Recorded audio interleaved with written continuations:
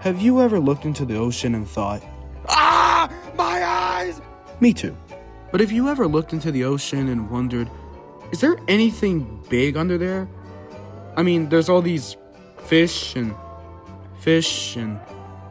more fish. But is there anything big under there? Well, as it turns out, recent discoveries have found that yes, there is indeed something big under the ocean. Let's have a look.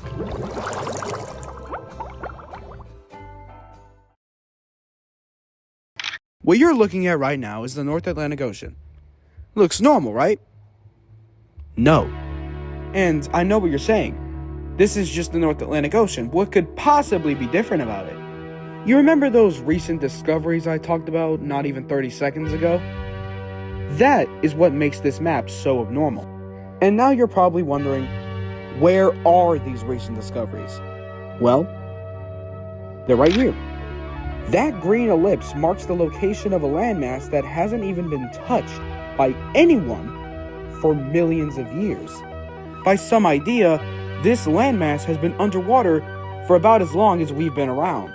Now, that may suggest that some of our ancestors could have possibly looked for this place, but judging from the fact that we've never marked even an inch of this place, that suggests a no. So that means that there could have possibly been a civilization here that hasn't even seen outside contact for as long as it's existed. But what even is this place? Well, it's a submerged continent. And its name? Atlantis.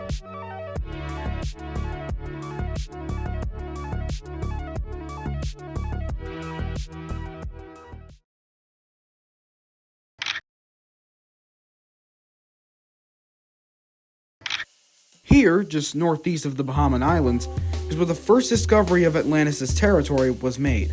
It was discovered on January 21st, 2026 by a collection of American explorers. The explorers departed from southern Florida and made their way towards the Caribbean.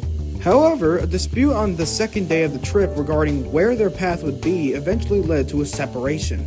The separated crew headed south while the normal crew headed east. On day 6 of their trip, the crew heading east discovered a strange disturbance underwater. As it turns out, they were right above the submerged continent. The crew would map areas in which they'd find a territorial disturbance, which would ultimately lead to the first map of Atlantis. Around a few weeks later, another crew came by and mapped even more of Atlantis. This was a big moment for history, as finally Atlantis was found.